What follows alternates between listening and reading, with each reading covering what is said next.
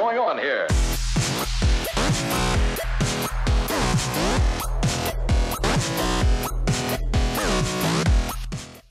Hey guys, I'm going to talk about a little frogging, and which is another one of the favorite subjects and that we've had a lot of questions about. We came out with a 7-foot heavy that is very specific to frogging. If you guys remember last year in the Elites, I had a 30-pound sack, 29 something, all on a frog on Okeechobee, and I caught it all on this particular rod.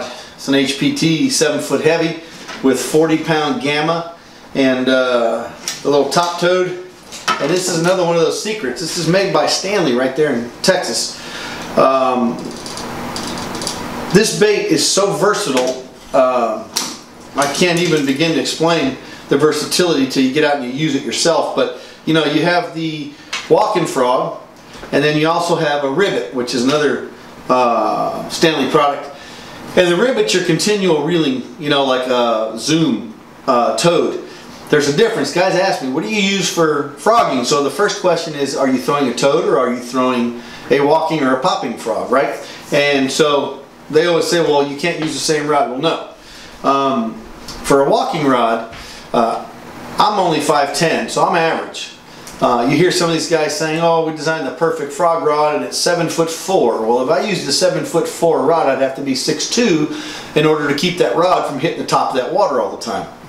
Now, 7'4" or a 7'6", which is what I recommend you use, our 7'6" medium heavy, same setup, 40-pound gamma, will work great for a toad because you're making long throws. They don't have to be very accurate. Then you're buzzing it generally over slop, what they call cheese, either the top of the hydrilla or top of some kind of matted vegetation. We in Florida don't get to do that very often.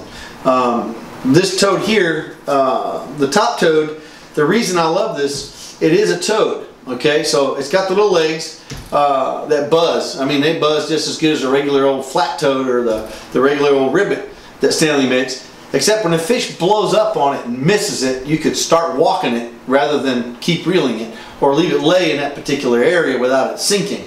And it's very easy to rig. It's got 2 hooks instead of 1. This thing is awesome. When you get them, they just don't come off, especially in heavy cover. I'm telling you, you sink those 2 hooks to the top of their head, they're not going anywhere.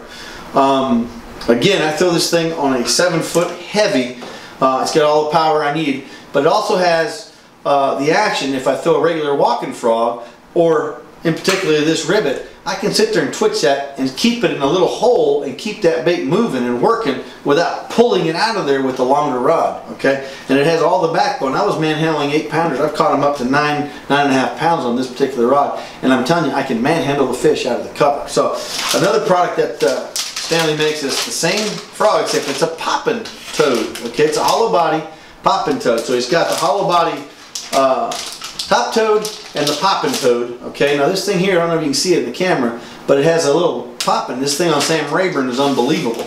And you pop the thing, okay, so you can see it. It's a beautiful looking bait. It's got a great little concave head mouth to it, and it pops.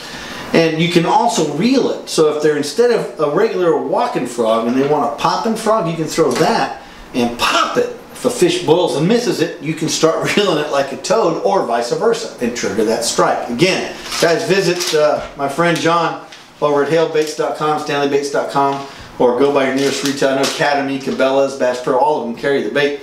The guy's awesome, and these baits are absolutely phenomenal.